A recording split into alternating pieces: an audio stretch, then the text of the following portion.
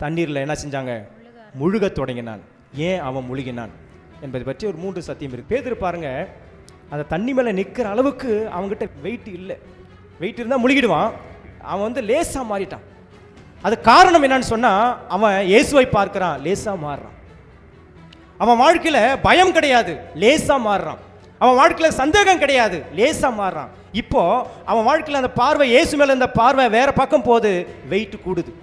அவன் வாழ்க்கையில் பயம் இருக்கிறது, பயம் வரும்போது அவன் வந்து இன்னும் கூடுதலான பாரமாக மாறுறான். இன்னும் அவன் வாழ்க்கையில் சந்தேகம் வந்துச்சு, இன்னும் வெயிட்டாக மாறினான், முழுக ஆரம்பிச்சிட்டான்.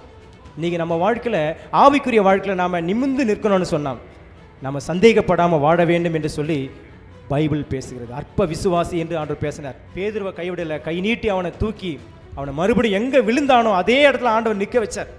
அற்புதமான விஷயம் அல்லவா? இன்றைக்கி நம்ம வாழ்க்கையில் கூட நிறைய இடத்துல நம்ம பாவத்தில் விழுறோம்.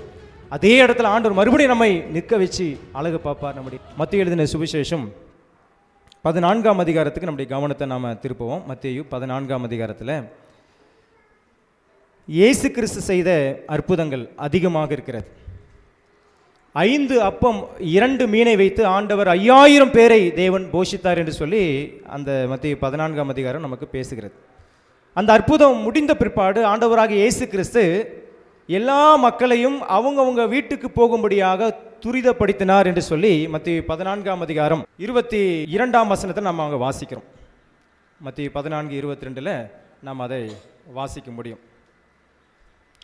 22ஆம் வசனம் 23ஆம் வசனம் என்ன பேசுகிறேன்னு சொன்னால், அவர் அனுப்பிவிட்டு இயேசு கிறிஸ்து என்ன செஞ்சாங்க? 23ஆம் வசனம் சொல்கிறது, அவர் ஜெபம் பண்ணும்படியாக தனிமையாக ஒரு இடத்துக்கு போனார் என்று சொல்லி வேத வசனம் நமக்கு பேசுகிறது. இயேசு தனிமையாக ஜெபம் செய்து கொண்டிருக்கிறார். இந்த நேரத்தில் சீஷர்கள் படவை எடுத்துக்கொண்டு அக்கறைக்கு போகணும்னு சொல்லி இயேசு கிறிஸ்து சொல்லிவிட்டார். அதனால் அக்கறைக்கு போகிறாங்க. அப்படி போகும்போது அவங்க எங்கே இருந்தாங்க அந்த நேரத்தில்னு சொன்னால், வசனம் பேசுகிறது 24ஆம் வசனத்தை பாருங்களேன். அதற்குள்ளாக படவு நடுக்கடலிலே சேர்ந்தது. எதிர்காற்றாய் இருந்தபடியால் நடுக்கடல் வரைக்கும் சீஷர்கள் படவுல பயணம் பட்டு போயிட்டாங்க. அதுக்கு மேலே அவங்களால போக முடியல. காரணம், எதிர்காற்றாய் இருந்தபடியினால் அலைகளினால் அந்த படகு என்ன பண்ணுச்சுங்க? அலைவுப்பட்டது. இங்கேயும் அங்கமாக போத தவிர அது போக வேண்டிய இடத்துக்கு போகவில்லை. இப்போ சீஷர்லாம் ஒரு மிகப்பெரிய ஒரு பிரச்சனை இருக்கிறான்னு சொல்லி இயேசுவுக்கு தெரிந்து விட்டது.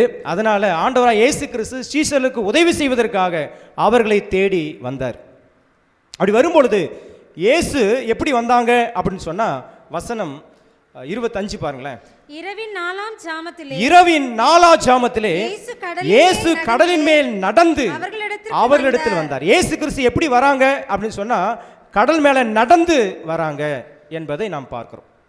அப்படி வந்த பொழுது எல்லா சீஷரும் அந்த உருவத்தை பார்த்த மாத்தத்தில் பேய் வருது, பூதம் வருது அப்படின்னு சொல்லி பயந்து அலறினார்கள். அங்கேயும் ஒரு பயம் வந்துச்சு. அப்போ இயேசு கிறிஸ்து உடனே சொன்னாங்க 27ஆம் வசனத்தில், உடனே இயேசு அவர்களோட பேசி, திடன் கொள்ளுங்கள், நான் தான், பயப்படாதிருங்கள் என்று சொல்லி ஆண்டவர் அவர்களை பார்த்து பேசினார். சரிங்களா? இது வரைக்கும் நம்ம பார்க்குறோம். இதிலேருந்து நம்ம கற்றுக்கொள்ளக்கூடிய சத்தியங்கள் ஏராளமாக இருக்கிறது. அதனால் நம்ம சுருக்கமாக இந்த விஷயத்தை நம்ம படித்து நிறைவு செய்யும்படியாக இருக்கிறோம். இயேசுவை போல வாழ முடியுமா? இயேசுவை போல என்னால் வாழ்க்கையில் நான் வாழ்ந்து காட்ட முடியுமா என்று சொன்னால், பிரியமாக நிச்சயமாக இந்த சம்பவம் நமக்கு என்ன கற்றுக் கொடுக்கிறது என்று சொன்னால், இயேசுவை போல என்னால் வாழ முடியும் என்பதை நம்ம பார்க்குறோம். இயேசு கிறிஸ்து எப்படி நடந்து வந்தார் என்று சொல்லி பைபிளில் படித்தோம். கடல் மேலே நடந்து வந்தாராம். ஆனால் அந்த கடலில் என்ன இருந்துச்சு அப்படின்னு படிக்கிறோன்னு சொன்னால், வசனம் 24 பார்க்குறோம், அலைகள் இருந்துச்சு, எதிர்காற்று இருந்துச்சு. அந்த எதிர்காற்று நிமித்தமாக அலைகள் அங்குமிங்குமாக வந்து கொண்டிருந்தது என்பதை நம்ம பார்க்குறோம். பழைய ஏற்பாட்டில் அற்புதமாய் இந்த சம்பவத்தை பற்றி அங்கே ஒரு அழகான ஒரு குறிப்பு இருக்கிறது. யோபு புத்தகத்தை வாங்கல, யோபு 9ஆம் அதிகாரம் 8ஆம் வசனத்தை பாருங்க. யோபு 9ஆம் அதிகாரம் வசனம் 8.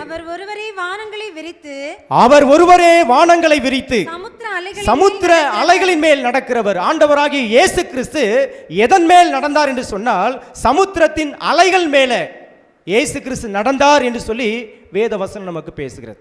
அன்பானவர்களே, சமுத்திரத்தின் அலைகளின் மேல் நடக்கிறவர். இஸ்ரவேல் மக்கள் எகிப்தில் அடிமையாக இருந்த பொழுது தேவன் அந்த எகிப்திலிருந்து அவர்களை விடுதலை செய்து கானான் என்னும் ஒரு புதிய தேசத்துக்குள்ளாக அவர்களை வழிநடத்தும் பொழுது சிவந்த சமுத்திரம் அவர்களுக்கு தடையாக இருந்துச்சு. அதை தாண்டி அவரால் போக முடியாத நிலை இருந்த பொழுது பின்னால் எதிரிகள் வந்து கொண்டிருக்கிறாங்க. இன்னும் கொஞ்ச நேரத்தில் அவங்கள பிடிச்சிட போகிறாங்க. அவங்க தேவன்கிட்ட முறையாடின போது பிரியமானவர்களே, ஆண்டவர் அவங்கள கடல் மேலே நடக்க வச்சு கொண்டு போனாரா? அப்படி அல்ல. எப்படி கொண்டு போனாங்க அப்படின்னு சொன்னால், நெகேமியா 9ஆம் அதிகாரம் 11ஆம் வசனம் பேசுகிறது. நெகேமியா 9:11, நீர் அவர்களுக்கு முன்பாக சமுத்திரத்தை பிரித்ததினால் கடலின் நடுவாக கால் நனையாமல் நடந்தார்கள்.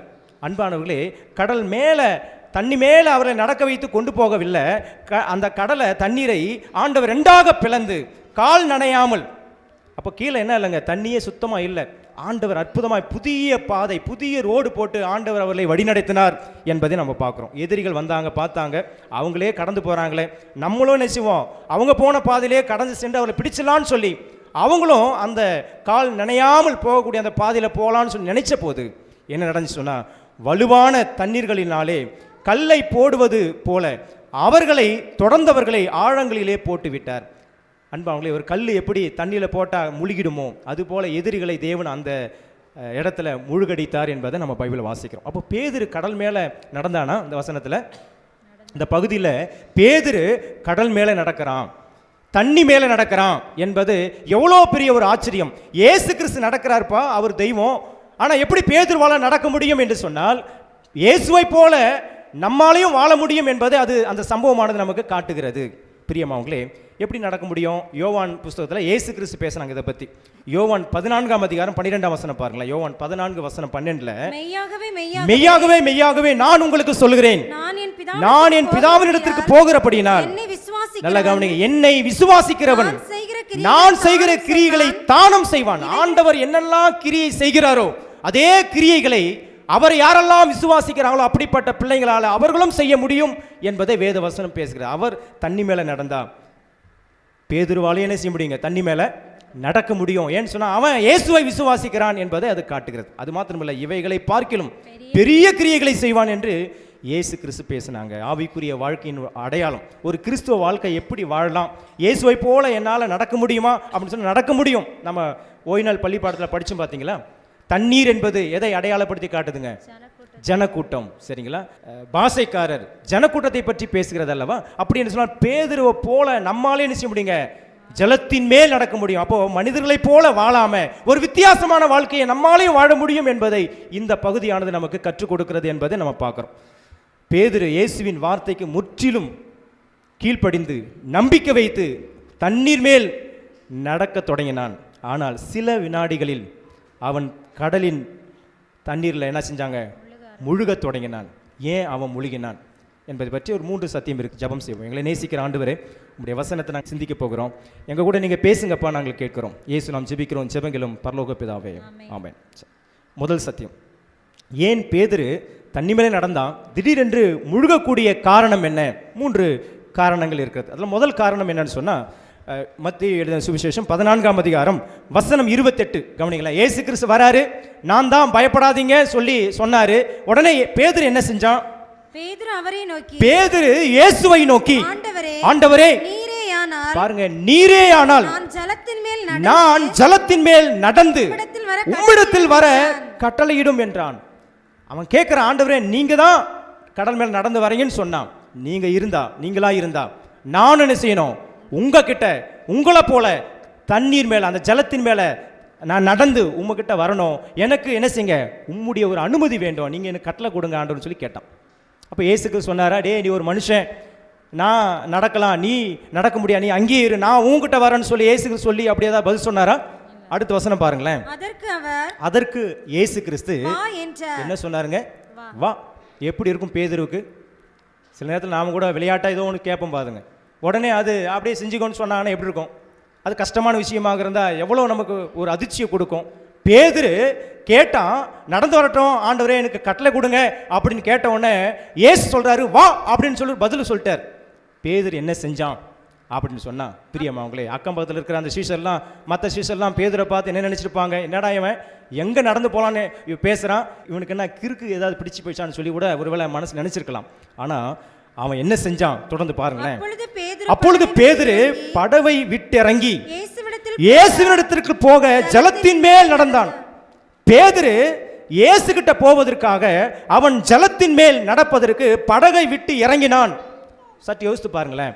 படகை விட்டு இறங்கி முதல் ஸ்டெப்பு, முதல் காலடியை அவன் தண்ணீர் மேல் வைக்கும் பொழுது பேதுருடைய உணர்வுகள் எப்படிப்பட்டதாக இருந்திருக்கும்?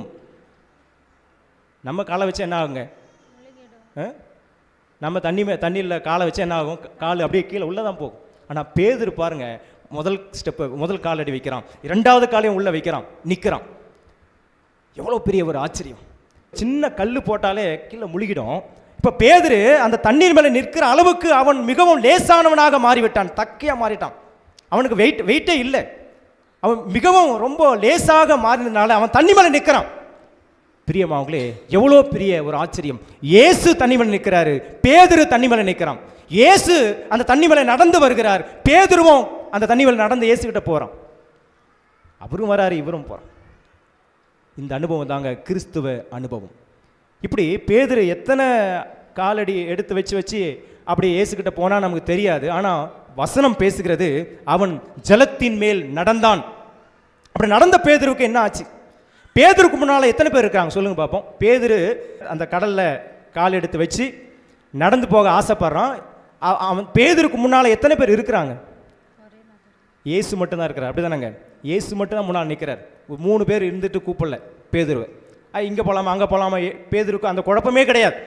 இயேசு மட்டும் முன்பாக நிற்கிறார். இயேசுவை பார்த்து கொண்டே பேதுரு ஜலத்தின் மேல் நடந்து, தண்ணி மேலே நடந்து இயேசுகிட்ட போவதற்கு போகிறான். அழைத்தவர் ஒருவர் இருக்கிறார், வா அப்படின்னு சொன்னவர் இருக்கிறார், அவர்கிட்ட அவன் போகிறான். இன்றைக்கி நம்ம வாழ்க்கையில் கூட இயேசுகிட்ட போவதற்கு நம்ம பிரயாசப்பட வேண்டும் என்பதை நாம் இங்கே பார்க்கிறோம். போன பேதுருக்கு மனசுக்குள்ள ஒரு எண்ணம் வந்துச்சு, முன்னால் யார் இருக்கிறாருங்க? இயேசு, அழைத்தவர் இருக்கிறார். பின்னால் யாராவது இருக்காங்களா? பேதுருக்கு பின்னால் இருக்கீங்களா? பேதுருக்கு பின்னால் யாராவது இருக்காங்களா? படகுல யார் இருக்கிறாங்க? அவனுடைய நண்பர்கள் இருக்கிறாங்க. பேதுருக்கு மனசுக்குள்ளே வந்துச்சு, நான் தண்ணி மேலே நடக்கிறேன், நிற்கிறேன், இவங்கெல்லாம் பின்னால் இருக்கிறாங்களே, உட்காந்துட்டு இருக்கிறாங்க, என்ன நினைக்கிறாங்கன்னு சொல்லி கொஞ்சம் திரும்பி பார்த்துட்டு அப்படி பார்க்கலான்னு நினச்சி திரும்பி பார்த்தா பாருங்க. இன்றைக்கி நம்ம கூட அப்படி தான் போவோம். சில பேர் பைக்கில் போவாங்க பாருங்கள், போயிட்டே இருக்கும்போது யாரை தெரிஞ்சுக்கிறப்பா அப்படி திரும்பி பார்த்துட்டு அப்படி போவாங்க. ஏன்னா அவங்க பார்க்கணுமா, இவர் பைக் ஓட்டுறாரு அப்படின்னு சொல்லி அவங்க நினச்சிக்கணுமா. ஒரு சிரிப்பு வரும் பார்த்தீங்களா, ஒரு பெருமை வரும். அதுபோல் பேதுருவுக்கும் அந்த ஒரு எண்ணம் வந்துச்சு, நான் தண்ணி மேலே ஜலத்தின் மேலே நிற்கிறேன், நடக்கிறேன், என் நண்பர்கள் அங்கே உட்காந்துட்டு இருக்கிறாங்க, என்ன நினைக்கிறான்னு சொல்லி பார்க்கலான்னு திரும்பி பார்த்தான் பாருங்க. இயேசு மேலே இந்த பார்வையை விட்டான், முழுக ஆரம்பித்தான். இந்த சத்தியத்தை கேட்கிற அன்பான சகோதரி சகோதரியே, அவன் பேதுரு முழுகி போனதற்கான மிக முக்கியமான காரணம் பார்வை, பெருமையான பார்வை என்பதை நாம் இங்கே பார்க்கணும். சின்ன பிள்ளைங்க எல்லாம் பார்த்தீங்கன்னு சொன்னால் பெற்றோர்லாம் போயிட்டுருப்பாங்க, நடந்து போயிட்டுருப்பாங்க, அந்த பிள்ளைங்களும் கூட தான் வந்துட்டுருக்கோம். பிள்ளைங்க திடீரென்று பெற்றோர் திரும்பி பார்த்தா பிள்ளைங்க அங்கேயே நிற்பாங்க. காரணம், பிள்ளைங்களுடைய பார்வை அந்த கடையை பார்க்கும், இங்கே பார்க்கும், இதை பார்க்கும், பார்த்துட்டே இருக்கும். பெற்றோர் வந்து ரோட்டை பார்த்துட்டு போயிட்டே இருப்பாங்க. இவங்க பிள்ளைங்களாம் அங்கங்கே பார்வையை திசை மாற்றின உடனே அவங்க சரியாக நடக்க மாட்டாங்க, அங்கேயே பின்தங்கிடுவாங்க. இந்த அனுபவம் நமக்கு எல்லாருக்குமே இருக்குது, சரிங்களா? இப்போ திரும்பி பார்த்தா பிள்ளைங்க அங்கே சீக்கிரம் வாங்க அப்படின்னு சொல்லி வேகமாக வருவாங்க. மறுபடியும் போனால் மறுபடியும் திரும்பி பார்த்தா மறுபடியும் பின்னால் நிற்பாங்க. அதுபோல் பேதுருவும் பார்த்துன்னா திரும்பி பார்க்குற ஒரு அனுபவத்துக்குள்ளாக இருந்தான் என்பதை நாம் பார்க்குறோம். பிரியமானவர்களே, சங்கீதம் 119:37 நம்முடைய பார்வை எப்படிப்பட்டதாக இருக்கக்கூடாது என்று சொன்னால், மாயையை பாராதபடி நீர் என் கண்களை விலக்கி உமது வழிகளில் என்னை உயிர்ப்பியும். இன்றைக்கி நிறைய நேரங்களில் நம்ம வாழ்க்கையில் செல்ஃபோன் இருக்குது பார்த்தீங்களா? நம்ம செல்ஃபோனை பார்க்குறோமே, அதை நாம் எப்படி பார்த்து நாம் அதில் கண்களை நாம் பதிக்கிறோம்? நம்ம எதை சர்ச் பண்ணுறோம்? உள்ளே ஏதோ நோண்டி ஏதோ ஒரு டைப் பண்ணி நம்ம இது பண்ணுறோம் பார்த்தீங்களா? உள்ளே போகிற விஷயம் அது எப்படிப்பட்ட காரியம் என்பதை நம்ம சற்று எண்ணி பார்க்க வேண்டும். பேதுருவை போல இயேசு மேலே இருக்கிற அந்த பார்வையை, இயேசுவை பார்க்காம வேற எங்கேயாவது பார்ப்பதற்கு நாம் திட்டம் போடுகிறோமா? அப்படி திட்டம் போட்டால் நம்முடைய பார்வை இயேசு மேலிருந்து நம்ம வழிவிலகு செய்யும் பொழுது அது நிச்சயமாக நம்மை அழுத்திவிடும், தண்ணீரில் மூழ்கடிக்கும் என்பதை நாம் மறந்துவிடக்கூடாது. நீதிமொழிகள் 4:25 பைபிள் பேசுகிறது, உன் கண்கள் நேராய் நோக்க கடவது. எவ்வளோ அற்புதமான வசனம்! உன் கண்கள் நேராய் நோக்க கடவது, உன் கண்ணிமைகள் உனக்கு முன்னே செவ்வையாய் பார்க்க கடவது. நம்முடைய பார்வையெல்லாம் ஆண்டவரை நோக்கியே பார்க்க வேண்டும். பிரியமானவர்களே, அதான் அற்புதமான ஒரு சத்தியமாக இருக்கிறது. விசுவாச பயணத்தில் நாம் இயேசுவை மட்டும் பார்க்க வேண்டும். அப்படி பார்த்துட்டே இருந்தால் முன்னேறிக்கொண்டே போவோம். இயேசு மேலே இருக்கிற பார்வையை நம்ம விலக்கி வேற எங்கேயாவது நம்முடைய கவனத்தை திருப்பினால் முழுகி போவோம், பேதுரை போல என்கிற முதல் சத்தியம். இரண்டாவது சத்தியம் என்னன்னு சொன்னால், பேதுரு தண்ணி மேலே நடந்தான், அவன் முழுகி போனதுக்கான ரெண்டாவது காரணம் என்னன்னு சொன்னால், மத்திய 14:30 மறுபடியும் படிப்போம் பாருங்களேன். காற்று பலமாயிருக்கிறதை கண்டு பயந்து அமிழ்ந்து போகையில் ஆண்டவரே என்னை ரட்சியும் என்று கூப்பிட்டான். பேதுரு அந்த ஜலத்தின் மேல் கடலின் மேல் நடந்து கொண்டிருந்த அந்த பேதுரு திடீரென்று முழுகுவதற்கான காரணம் நண்பர்களை பார்ப்பதற்காக திரும்பினான் பாருங்க. நண்பர்கள் அவன் பார்க்கல. அவனுக்கு அந்த நண்பர்களுக்கு பின்னால வந்த அந்த காற்றையும் அந்த கடல் அலையையும் அவன் பார்த்து பயந்துட்டான். மறுபடியும் இயேசுவை பார்த்தலான்னு சொல்லி திரும்பும் பொழுது இயேசுவுக்கும் இவனுக்கும் இடையில மிகப்பெரிய ஒரு அலை வந்து தடுத்து விட்டது. திடீரென்று அவன் முழுக ஆரம்பித்தான். அன்பானவர்களே, நாம் இதை புரிந்து கொள்ள வேண்டும். இன்றைக்கு நம்ம வாழ்க்கையில் நாமும் கூட அநேக நேரங்களில் பயந்துறோம் பாருங்க. பேதுரு எப்படி பயந்து அமிழ்ந்து போனானோ, இன்றைக்கி நம்ம வாழ்க்கையோட நிறைய பயங்கள் வருகிறது. பேதுரு முதல்ல அந்த படகை விட்டு இறங்கும் பொழுது அவனுக்கு பயம் இருந்துச்சா? பேதுரு படகை விட்டு இறங்கி முதல்ல அந்த தண்ணி மேலே காலை வச்சானே, அவனுக்கு பயம் இருந்துச்சா? முதல்ல பயம் கிடையாது. பயந்திருந்த ஆண்டவரே அப்பா என்னால் முடியல ஆண்டவரே நீங்களே வந்துருன்னு சொல்லியிருப்பான். இவன் விட்டு இறங்கி நடக்க ஆரம்பித்தான். நடந்த பேதுரு எப்படி பயந்தான்? அன்பானவர்களே, நம்முடைய வாழ்க்கையில் பயம் வரும்போது நம்முடைய விசுவாசத்தை அது குலைத்து விடுகிறது என்பதை நாம் பார்க்கிறோம். பைபிள் வசனம் நமக்கு பேசுகிறது, பயப்படுகிறவர்கள் எங்கே போயிடுவாங்க? கடைசி காலத்தில் சாத்தான் விசுவாசிகளை சத்தியத்தை விட்டு வழிவிலகி செய்யக்கூடிய மிக பயங்கரமான ஒரு தந்திரம் என்னன்னு சொன்னால் ஒரு பயத்தை காட்டுவான் என்பதை நாம் பார்க்கிறோம். அன்பானவர்களே, காட்டி கொடுப்பான்னு சொல்லி பார்க்கணும். பார்த்தீங்களா, பைபிளில் நிறைய பேர் ஒருவர் காட்டி கொடுப்பாங்களாம் பயம். சில பேர் வந்து சிறையில் போடுவாங்க, சிறையில் போட்டோன்னு சொல்லி மிரட்டுவாங்க. சில பேர் வந்து நாடு கடத்தோன்னு சொல்லி பேசுவாங்க. சில பேருக்கு வந்து அவங்களுக்கு கிடைக்கக்கூடிய சலுகைகள் உங்களுக்கு கிடைக்காது என்று சொல்லி மிரட்டுவாங்க. சில பேர் வந்து வாங்கவும் முடியாது விற்கவும் முடியாது, இப்படிப்பட்ட நிலையில் அவங்க தள்ளப்படுவாங்க. ஒருவேளை மரண தண்டனை கூட கொடுக்கப்படும். எப்படிப்பட்ட சூழ்நிலை நம்முடைய வாழ்க்கையில் வந்தாலும், பயமுறுத்தக்கூடிய காரியங்கள் வந்தாலும் நாம் பயப்படாமல் ஆண்டவருக்காக நிற்க வேண்டும் என்ற ஒரு சத்தியத்தை பார்க்கிறோம். பேதுரு பயந்து போய்விட்டான். சரிங்களா, ஏசுக்கிட்ட தான் நான் போகிறேன், ஏசுக்கிட்ட போனால் எனக்கு பயம் வரலாமா? வரக்கூடாது. பார்த்தீங்களா, பேதுரு படகுல இருக்கும்போது ஒரு முறை பயந்தார், பேயின்னு நினச்சி பயந்தார். அதே ஏசு தான் தெரிஞ்ச பிற்பாடும் பயப்படுறான். பயந்து அவன் முழுகி போனான் என்பதை நாம் பார்க்குறோம். அன்பு பயப்படுமா? இயேசு மேலே இருக்கிற அந்த அன்பு நமக்கு இருந்தால் நம்முடைய வாழ்க்கையில் என்ன வராதுங்க? பயம் வராது என்கிற விஷயத்தை பார்க்குறோம். தேவன் நமக்கு பரிசுத்த ஆவியானவரை கொடுத்திருக்கிறார். தேவன் நமக்கு பயமுள்ள ஆவியை கொடாமல் அன்பும் பலமும் தெளிந்த புத்தியுள்ள ஆவியை கொடுத்திருக்கிறாராம். 2 தீமோத்தேயின் புஸ்தகம் 1 அதிகாரம் 7 வசனத்தில் பைபிள் வசனம் பேசுகிறது. பயம் இருந்தால் பிரியமானவர்களே நாம முழுகி போவோம். இப்போது 2 விஷயம் படிச்சிட்டோம். ஒன்று என்னன்னு சொன்னால், ஏன் பேதுரு கடல் மேலே நடந்த பேதுரு முழுகினான் என்று சொன்னால், ஒரு விஷயம் என்ன சொல்லுங்க, பார்வை தப்பாக போச்சு. 2வது அவன் பார்த்த விஷயத்தின் மூலமாக பயம் வந்தது. 3வது கடைசி காரியத்தை படித்து நம்ம ஜெபம் பண்ணுவோம்.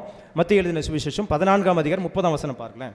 காற்று பலமாயிருக்கிறதை கண்டு பயந்து அமிழ்ந்து போகையில் ஆண்டவரே என்னை ரட்சியும் என்று கூப்பிட்டான். அடுத்த வசனம் பாருங்க 31. உடனே இயேசு கையை நீட்டி அவனை பிடித்து சொல்றாரு, அற்ப விசுவாசியே ஏன் சந்தேகப்பட்டாய்? பேதுரு தண்ணியில முழுகி போவதற்கான 3வது ஒரு காரணம் ஒன்று இருக்கிறது. அவன் வந்து சந்தேகப்பட்டான். சந்தேக குணம் யாருக்கெல்லாம் இருக்கிறதோ அவர்களும் முழுகி போவாங்க என்கிற விஷயத்தை நாம் இங்கே பார்க்குறோம். அன்பானவர்களே, இன்னைக்கு நம்ம வாழ்க்கையில் பேதுருவை போல நம்ம சந்தேகப்படுறோம். ஆண்டவர் தான் சொல்லிட்டார்ல, வான்னு சொல்லிட்டார், போகலாம், தைரியமாக போகலாம். அதில் இடையில வந்து ஐயோ நான் முழுகிடுவனோ, என்ன ஆகுமோ ஏதாகுமோ அப்படின்னு சொல்லி பயந்தா ரொம்ப கஷ்டம். பிரியமானவர்களே, பைபிள் சொல்லுது யாக்கோபு 1:6, யாக்கோபு 1 அதிகாரம் 6 வசனத்தில், ஆனாலும் அவன் எவ்வளவாகிலும் சந்தேகப்படாமல் விசுவாசத்தோடே கேட்க கடவன். சந்தேகப்படுகிறவன் காற்றினால் அடிபட்டு அலைகிற கடலின் அலைக்கு ஒப்பாயிருக்கிறான். சந்தேகப்படுகிற பிள்ளைங்க குடும்பத்திலும் சரி, சபையிலும் சரி, வேலை ஸ்தலங்களிலும் சரி, நாம் ஒருபோதும் சந்தேகப்பட்டுறக்கூடாது. அப்படி சந்தேகம் என்கிற அந்த குணம் நமக்கு வந்துவிட்டால் அவங்க காற்றினால் அடிபட்டு அலைகிற கடலின் அலைக்கு ஒப்பாக இருக்கிறாங்க. பேதுரு அப்படிதான் சந்தேகப்பட்டான், முழுக ஆரம்பித்தான். பிரியமானவர்களே, சந்தேகம் நம்மை முழுகடிக்கும், விசுவாசம் நம்மை உயர்த்தும். பேதுரு பாருங்க, அந்த தண்ணி மேலே நிற்கிற அளவுக்கு அவங்ககிட்ட வெயிட் இல்லை. வெயிட் இருந்தால் முழுகிடுவான். அவன் வந்து லேசாக மாறிட்டான். அது காரணம் என்னன்னு சொன்னால், அவன் இயேசுவை பார்க்கிறான், லேசாக மாறுறான். அவன் வாழ்க்கையில் பயம் கிடையாது, லேசாக மாறுறான். அவன் வாழ்க்கையில் சந்தேகம் கிடையாது, லேசாக மாறுறான். இப்போ அவன் வாழ்க்கையில் அந்த பார்வை, இயேசு மேலே இந்த பார்வை வேற பக்கம் போது வெயிட் கூடுது. அவன் வாழ்க்கையில் பயம் வருகிறது. பயம் வரும்போது அவன் வந்து இன்னும் கூடுதலான பாரமாக மாறுறான். இன்னும் அவன் வாழ்க்கையில் சந்தேகம் வந்துச்சு, இன்னும் வெயிட்டாக மாறினான், முழுக ஆரம்பிச்சிட்டான். இன்றைக்கி நம்ம வாழ்க்கையில் ஆவிக்குரிய வாழ்க்கையில் நாம் நிமிர்ந்து நிற்கணும்னு சொன்னோம், நம்ம சந்தேகப்படாமல் வாழ வேண்டும் என்று சொல்லி பைபிள் பேசுகிறது. அற்ப விசுவாசி என்று ஆண்டவர் பேசினார். அற்ப விசுவாசம் என்றால் என்ன அர்த்தம் சொன்னால், குறைவான விசுவாசமா அல்லது நீடிக்காத விசுவாசம் இருக்குது, ஆனால் தொடர்ந்து இல்லை. பிரியமானவர்களே, சில நேரம் விசுவாசம் வைத்துவிட்டு சில நேரம் சந்தேகப்படுவது தான் அற்ப விசுவாசமாக இருக்கிறது. இன்றைக்கி நம்ம வாழ்க்கையில் எப்படிப்பட்ட விசுவாசத்தை நாம் வெளிப்படுத்தி கொண்டிருக்கிறோம்? விசுவாசத்துடன் தான் அவன் நடந்த ஆரம்பத்தில், ஆனாலும் சந்தேகத்தினால முழுகி போய்விட்டான். இயேசுவை பார்த்ததுனால அவன் தண்ணி மேலே நடக்க ஆரம்பித்தான், ஆனால் இப்போ புயலை பார்த்ததுனால, காற்றை பார்த்ததுனால பயந்து முழுகி போனான். இன்றைக்கி நம்ம வாழ்க்கையில் நாம் என்ன சேர்த்து வைக்கிறோம்? பயத்தை நம்ம வைத்து கொண்டிருக்கிறோமா, அவிசுவாசத்தை வைத்து கொண்டிருக்கிறோமா என்பதை நம்ம சற்று எண்ணி பார்த்து ஆண்டவர் மீது நம்ம ஒரு உறுதியான விசுவாசத்தை வைத்து நம்ம வாழ வேண்டும் என்று ஆண்டவர் ஆசைப்படுறாங்க. அன்பான தேவனுக்கு பிரியமானவர்களே, கற்றுக்கொள்ளக்கூடிய முக்கியமான ஒரு பாடம் சொன்னால், பேதுரு கடல் மேலே நடக்க முடியுமான்னு சொன்னால் நடந்தான். ஏன்னு சொன்னால் ஆண்டவர் அவனுக்கு அனுமதி கொடுத்தார். ஆண்டவர்கிட்ட போவதுக்காக தான் அவன் நடக்கிறான். வேற எங்கேயும் போகலாம், அவன் உலகத்தில் வேற எங்கேயும் அங்கே போனேன் இங்கே போகணும்னு சொல்லி அவன் நடக்கலை. இயேசுக்கிட்ட போவதற்காக அவன் அனுமதி கேட்டான். இயேசுவும் அனுமதிச்சார். அவன் கடல் மேல் நடந்தது போல் இன்றைக்கி நம்ம வாழ்க்கையில் கூட நாம் கடலில் நடக்க இயேசுவின் வார்த்தையை நாம் என்ன சொன்னால் விசுவாசித்து நாம் வாழ வேண்டும். அப்படி நாம் வாழ்ந்தால் இந்த பொல்லாத உலகம் என்ற இந்த கடலில் நம்மால் வாழ முடியும், நடக்க முடியும் என்கிற விஷயத்தை பார்க்குறோம். புயலை அல்ல, இயேசுவை நாம் பார்த்தால் நம்ம விசுவாச வாழ்க்கையில் நாம் முன்னேறி செல்லலாம். புயலை பார்த்தால் முழுகுவோம், இயேசுவை பார்த்தால் முன்னேறுவோம். சரிங்களா? நாம் புயலை, காற்று, நம்ம தீர்க்க தரிசனத்தில் படித்து பார்த்தீங்கன்னா காற்று என்ன அர்த்தங்க? யுத்தம், உபத்திரவம், பிரச்சனை என்று நம்ம படித்தோம். சரிங்களா? விளக்கம் அப்படி பார்க்குறோம். அப்போ பேதுரு காற்றை பார்த்தான்னு சொன்னால் நம்முடைய வாழ்க்கையோட நாமும் காற்றை பார்க்காதபடிக்கு, பிரச்சனைகளை பார்க்காதபடிக்கு, உபத்திரவத்தை பார்க்காதபடிக்கு, யுத்தத்தை பார்க்காதபடிக்கு இயேசுவை மட்டும் நாம் பார்க்க வேண்டும். விசுவாசம் இழந்தால் நம்ம முழுகி போவோம் என்பதை இந்த பாடங்கள் நமக்கு கற்றுக் கொடுக்கிறது. சரி, விசுவாசம் கொண்டால் அதிசயம் நடக்கும். பேதுரு இயேசு மேலே முதல்ல விசுவாசம் வச்சா தண்ணி மேலே நடக்க ஆரம்பிச்சிட்டான். அற்புதம், அதிசயம் நடக்கிறது.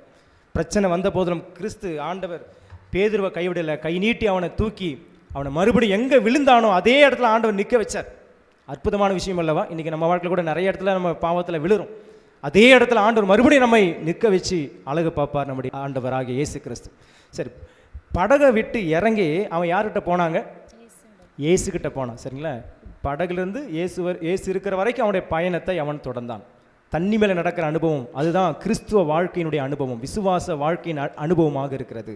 இப்போ போகும்போது தனியாக போன பேதுரு முழுகிட்டான். இயேசு அவனை கையை பிடிச்சி தூக்கி மறுபடியும் எங்கே விழுந்தானோ அதே இடத்துல நிற்க வச்சார்.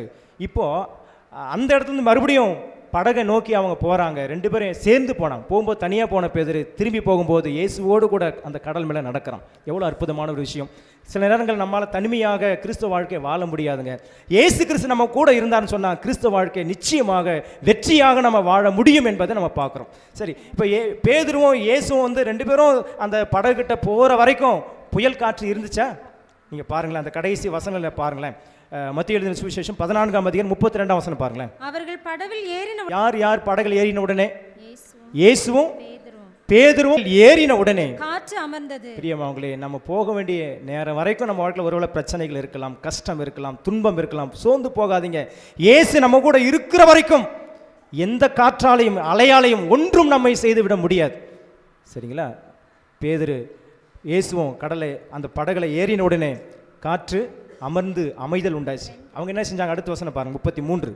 அப்பொழுது படவில் உள்ளவர்கள் வந்து மெய்யாகவே இயேசுவை பார்த்து மெய்யாகவே இவர் தேவனுடைய குமாரன் என்று சொல்லி அவரை வணங்கினாங்க, அவரை தொழுகை செய்து கொண்டாங்க. பிரியமானவர்களே, இந்த சத்தியத்தை கேட்கிற அன்பான சகோதரியே, நம்ம வாழ்க்கையில் கூட அவரை தொழுகை செய்யக்கூடிய ஒரு அனுபவத்துக்குள்ளாக ஆண்டு நம்ம நடத்துவாங்க. அப்படிப்பட்ட கிருபை தேவன் தரப்போகிறாங்க. இந்த கிறிஸ்தவ வாழ்க்கையில் நாம் ஒருவேளை தனிமையாய் நடந்து விழுந்து எழுந்து நிற்கக்கூடிய அனுபவத்துக்கு கூட நாம் இருக்கலாம். ஆனால் கிறிஸ்துவோடு நம்ம சேர்ந்து நடந்தால் போதும், வெற்றியாய் நம்ம சேர வேண்டிய இடத்துல போய் சேர்ந்துருவோம். ஆண்டவர் அப்படிப்பட்ட கிருபையை தேவன் நமக்கு தந்து வழி நடத்துவாராக. ஆமென்.